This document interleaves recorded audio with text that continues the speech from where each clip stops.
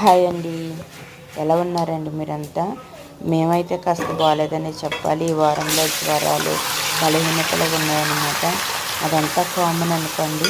Common అని మాకెందుకు చెప్తున్నారంటే మీరందరూ కూడా నా ఫ్యామిలీ కాబట్టి నా యొక్క ఫీలింగ్స్ని మీతో షేర్ చేస్తూ ఉంటాను. కాస్త ఒంట్లో బాగాలేదని చెప్పాలి. నాకు, మా పిల్లలకి, మా వారికి కూడా. మా అమ్మాయికి కూడా వైజాగ్ వెళ్ళిందండి. కుడో నేషనల్ గేమ్స్కి వెళ్ళిందనమాట. ఫస్ట్ వచ్చిందండి, గోల్డ్ మెడల్ వచ్చింది. మా అమ్మాయిని అందరూ కూడా ఆశీర్వదించండి.